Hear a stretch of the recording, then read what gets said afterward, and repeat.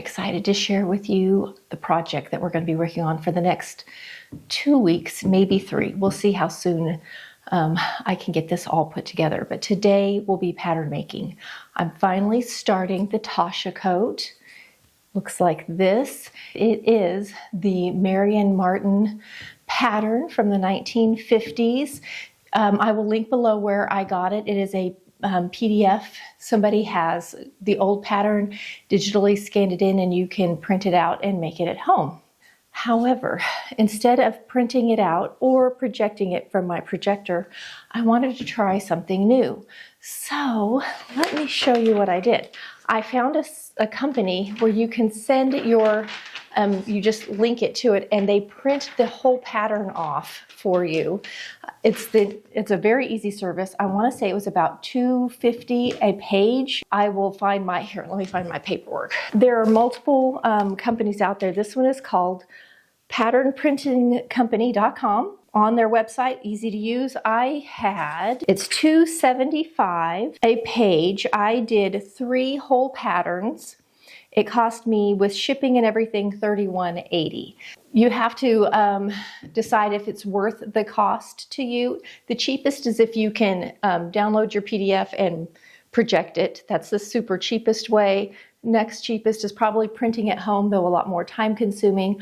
I really wanted to see what the service was like and how the patterns came out, because most of the patterns I buy that are PDF have an AO option, which is for the big plotters.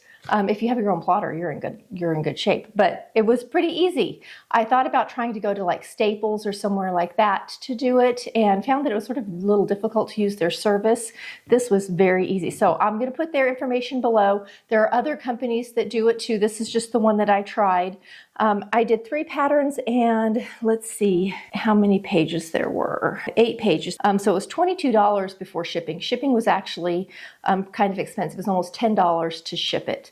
So without the shipping, $22 for 3 patterns is pretty normal price. Now, I also paid for the pattern before I ever printed it. So those are all things that you have to consider. I like to buy my patterns on sale or in bundles, that sort of thing. So I'm kind of cautious about that, which is why I like to use my projector. However, I did want to try out the service. So now you know I have quite a few. So you will see some others coming up that I also did the same thing. I have like 3 patterns here that I did it. One of them is this Tasha coat. One of the reasons I wanted to do it is because it's a dolman. And a dolman means that the sleeve is not a separate pattern piece. The sleeve is attached to the pattern. So it's a big pattern piece. Like when you're cutting it out, it's wide like this. Speaking of, I'm wearing today the Go Team shirt. I will link below the video on making these. I think I've made them in 2 different videos. Love these patterns. I think they're so cute. Cute, easy to wear. I wear them all the time. And they're fast to sew together. So today, what we're going to be doing is no sewing. We're doing pattern making. This pattern only came in a size 38 bust, which is not my bust. It's too small.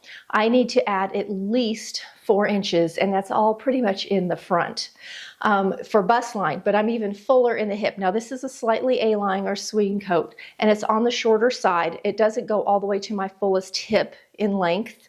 I think my mom would have probably called this a car coat. I also looked online because it doesn't close. It has no button closure, though you could easily put a frog on it if you wanted to have a closure. I've also seen it called a clutch coat, where you just hold it shut.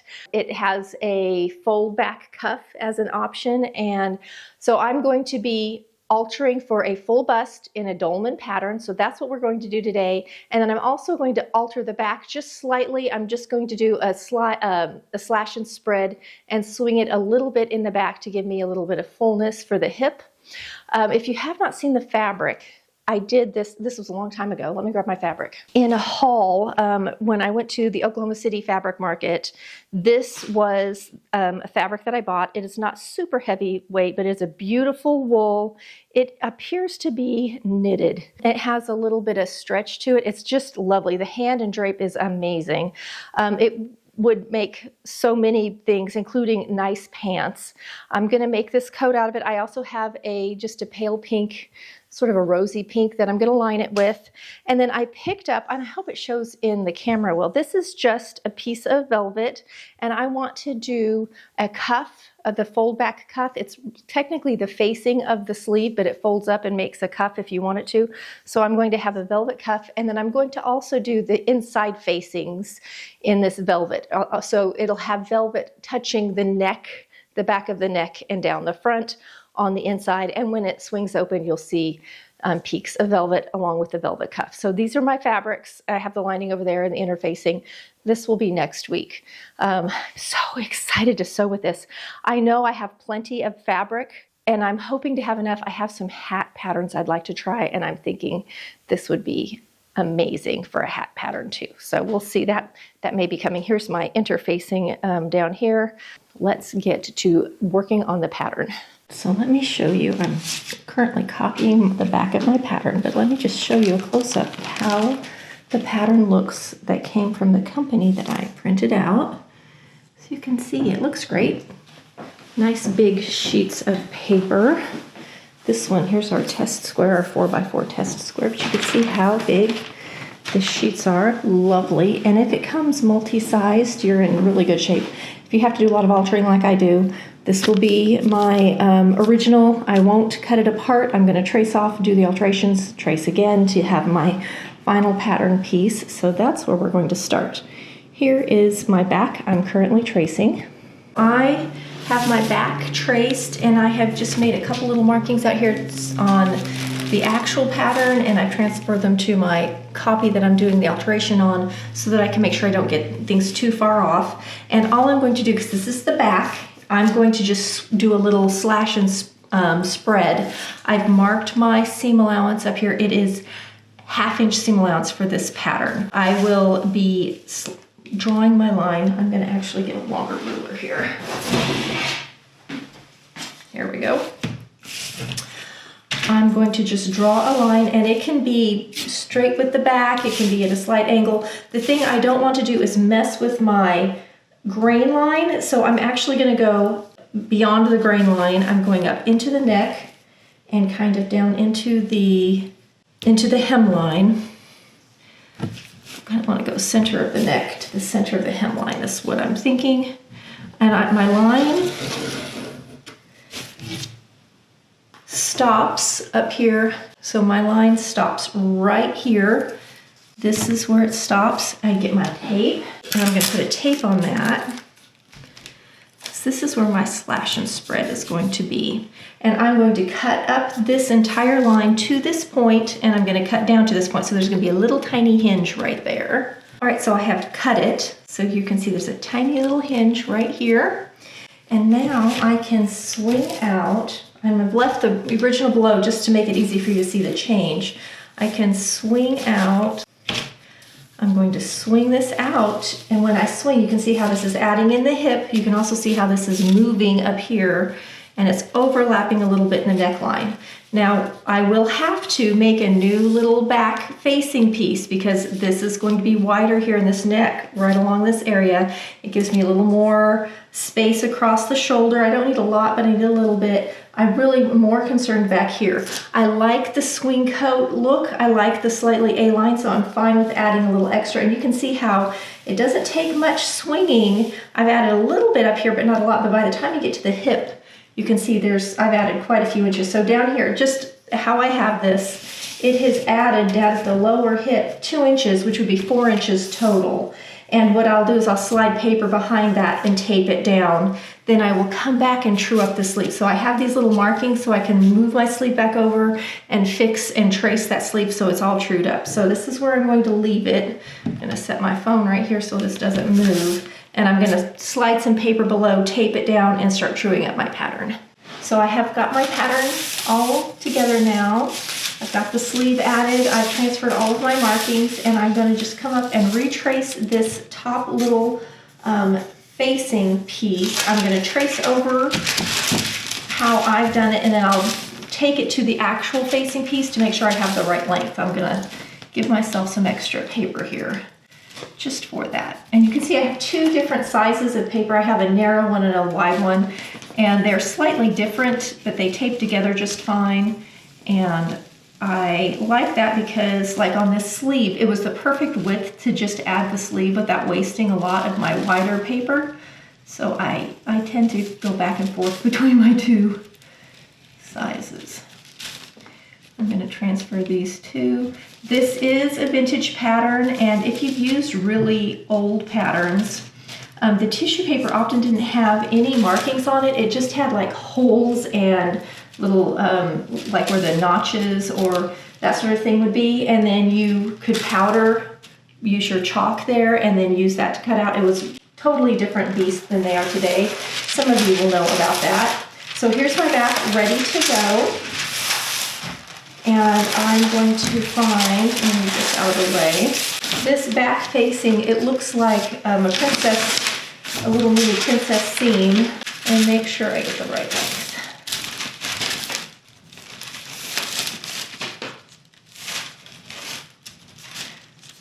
Yeah.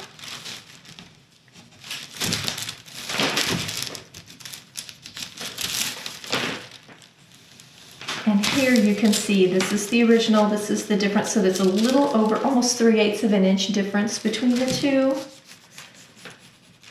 And then I'll show you how to do the front full bust alteration, and then the rest will be just transferring like the sleeves and the pocket bindings, and those won't change. My front facing, I will see if I have to change it or not. I'm gonna get this out of the way.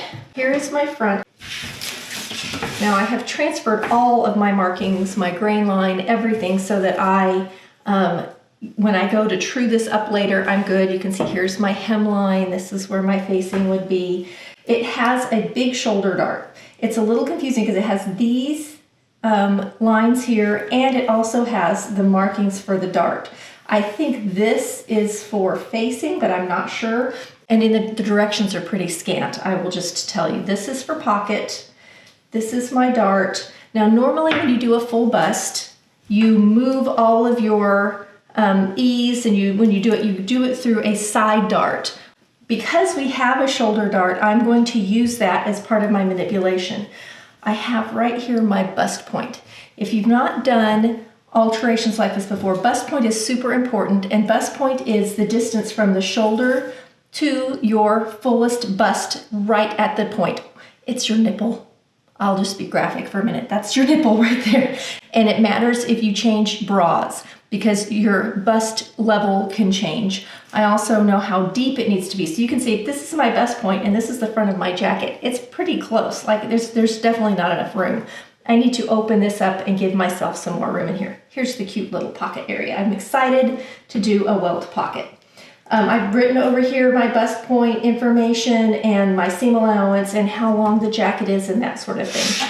So I'm going to now come in and I'm going to mark from the point of my dart to my bust point. Darts should always point to the bust point. If they don't, we have problems. This is actually going to come all the way down, and this is where I have to make a decision, and I'm going to actually do it down here. I don't want to change the depth of my facing. I'd rather change the depth of the hemline. So I'm going to come straight down, and you can see I just missed my pockets right here. So this is the line that I'm going to be cutting on. I have put tape in quite a few places. I've cut through my line that I drew, and this is my bust point, and I've just cut through so I can swing out and I can just see how much I can add. Now I don't necessarily want to add that much at the hemline, and there's a couple of ways we can change that. One is to cut through this point, which I'm going to do. I have it barely attached right here.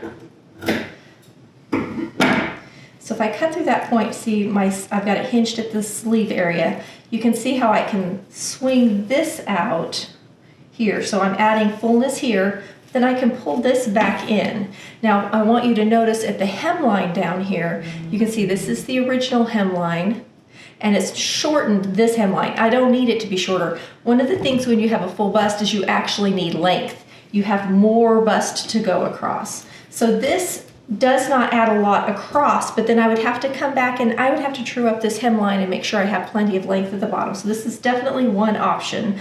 I kind of like just swinging it out for me because it gives me that nice A-line shape. I have a full hip, so that's always positive, and look at how much bust line I can add. If I did this, this would give me 4 inches across the front, 2 inches here, 2 inches on each side.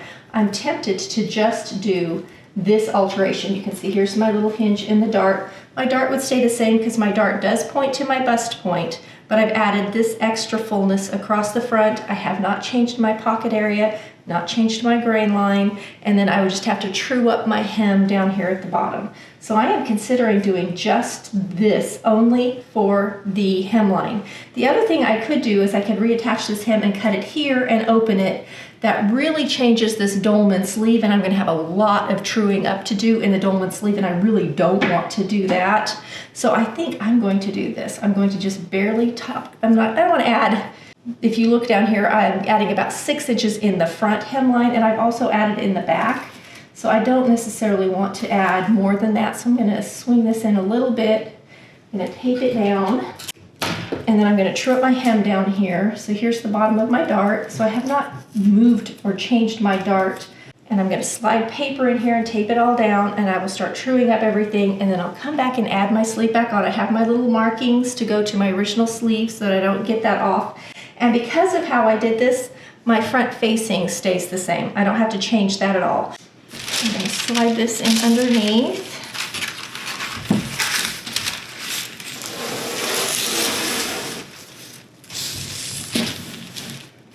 I'm going to tape down one, and then I'm going to make some markings on this lower piece of paper so that I can use it to make sure everything stays lined up.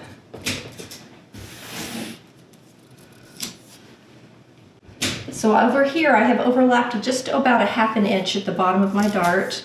There's a lot of ways to do this thing. The dolman sleeve is the thing that's kind of giving me the most trouble. So I want to do about 2.5 inches. Swing this in, and I'm looking at where that is. That's not at the bottom. This is going to get folded up. I need the 2.5 inches more over here.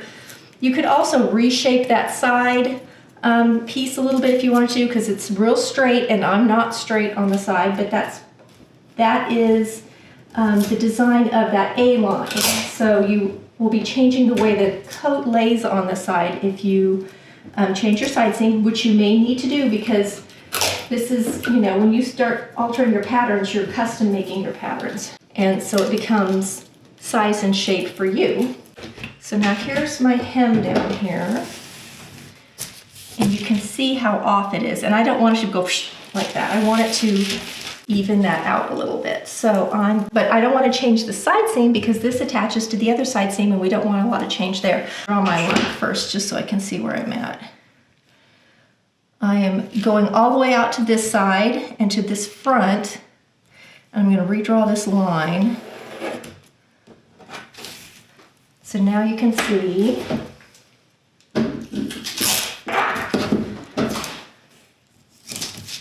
I've added not a lot in length. It's real straight. This is all going to get folded up too. So when I go to hem this, this is going to get, you know, this part's going to be folded into the hem. So you can see it added about 1/4 inch right here from the original to my new length, which is not a lot. And I could actually lengthen it even more, but I like the length. I've checked the length on me, so I'm happy with that. I'm good with this. However, I'm going to go ahead and get my original pattern out and finish tracing all of this off and get it together so that I can cut out. All right, I'm going to do my best to kind of give you a view of it together. I have not cut it apart, but here you can see how much was swung out from the shoulder. It overlapped a tiny bit right up here. It's a little overlap right at the seam allowance. So the hinge is on the seam allowance. So you can see this is what's been added. So here in the center front, here's my bust point. So right here I've added over 1.5 inches to the front on each side. So that's going to give me more than 3 inches in the front. It's close, almost 4 inches across the front. I've also done that in the back bow a lot less. And then you can see at the hip it's wider because I'm fullest at the hip. And so it's going to give me a little bit more of a swing shape, which it already has. Because I'm just trying to get this from a size 38, which they call a 20, I'm just telling you, a 38 bust should not be a 20, but you know, sizing is sizing. It's not standard. So there's my dart, and you can see I've got my markings for my welt pocket. Here's the little markings that they have set up for us to help when we're doing facings and linings, because this again is a vintage pattern that has just been digitized in. So here you can see this is for the cuff that we add later. This line through here, can you see those dashed lines? That's where the pattern piece was actually on a separate piece of paper, and I had to add them to each other. So here is my front of the Tasha coat with the alteration. Let me show you the back. All right, so here we are. Did the same thing up here at the neck. I marked my seam allowance. You can see I have a slight overlap in the seam allowance, and then here is where the swing out starts. So you can see I made it a little tiny bit wider through the neck, which is good. I have a broad shoulder. I've added a little extra here, but you can see my seam or my grain line did not change. Nice and straight along that grain line. Here's where the fullness comes in, a little bit right here in sort of the underarm where we might have some pull.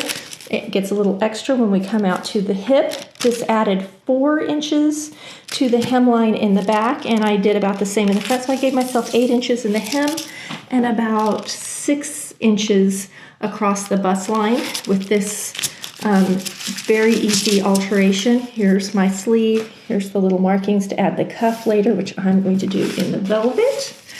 And you can see this is very simple as far as the pattern goes. And if you did not add the pocket, this would be such a fast and easy project. Those little diamonds are for us to know where the facing and the lining is going to be. It has a few little notches in it too. Okay, so I am finishing tracing off on my little pieces, and I realized something. Can you see that pattern piece up there that's just hanging out at the end? That's the back. This back is not long enough. I'm going to have to lengthen my back. I'm just going to measure how much is there, and I'm going to add it all the way along the bottom of this. I thought that looked short, and then I was uncertain. Now I know why it looked short. You can see the front, it's on there, it's fine. The back is the one that needs it added. So I'm going to add that and finish tracing off my sleeve facing and my pocket pieces.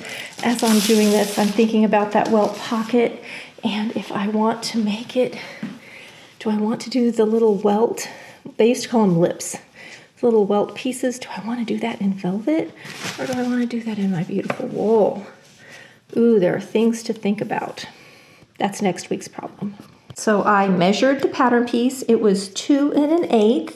So that's what I needed to add to my hem. Here's the back of my pattern, and you can see here's where I've widened it. But I made a little executive decision. I did 2 1/8 here on the side where it's going to connect to the other pattern piece, but in the very back, I did 2 1/2, so I added just a tiny bit extra length. I always need extra length in the back because I have a full back side, and so it's going to just make it lay a little nicer. Here, it's perfectly the same as the side seam that it's going to get sewn to, and it just slowly gets just a tiny bit wider at the center back. I made sure that this whole piece here measures the same so you don't end up with a point. You never want a point back there, or at least not for this design. So now that's added. This piece is completely done. I've been doing lots of extra taping. I could also retrace this, but no matter what I do, because it's dolman, I'm going to have to tape on the sleeve. So I think I'm not going to retrace it. I'm just going to tape it like crazy so it stays together well. Okay, sewing friends, I hope it wasn't too confusing. We're just doing pattern work today. I'm going to finish the truing up and tracing of these pattern pieces. Next week, we will cut out and start sewing. And hopefully this is really a basic coat other than the welt pocket, which honestly is not that hard. It's just something new. It may be new to you anyway. I love a welt pocket. I'm excited to finally get to sew a welt pocket with you next week. Hopefully we will get to that. So this is part 1. Part 2, we'll come back and work on Tasha coat cutting out, and we'll put in our dart next week and probably our welt pocket, and then we'll see where we're at with time. We may come back for part 3 to finish putting the whole coat together, including lining, etc. This may be a 3-parter. We'll see how it goes. Okay, I'll see you next week as we work on this beautiful coat in my lovely wool. Thanks for pattern making with me. I'll see you next week for another fun video.